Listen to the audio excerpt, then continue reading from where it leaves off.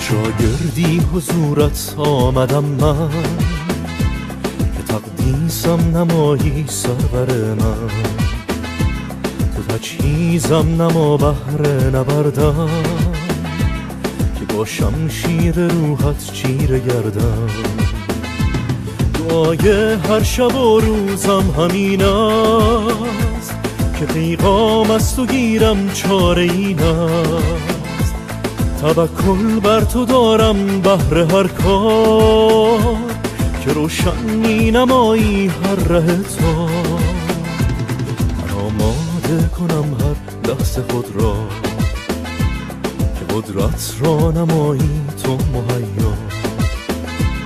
من آن محتاج بر دیدار رویم، که کرنش می کنم هر دم به سویم.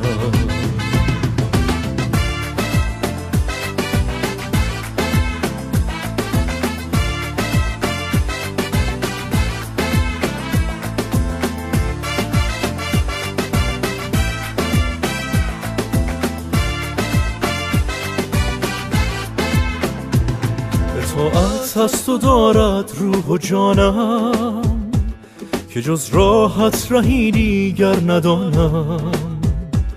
بده قوت به ایمانم همه روز، که بهر تو شوم شاگرد پیروز.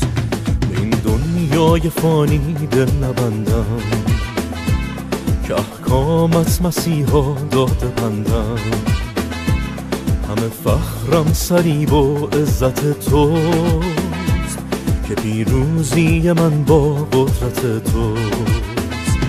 همه فخرم صلیب و عزت توست، که پیروزی من با قدرت توست. همه فخرم صلیب و عزت توست، که پیروزی من با قدرت توست.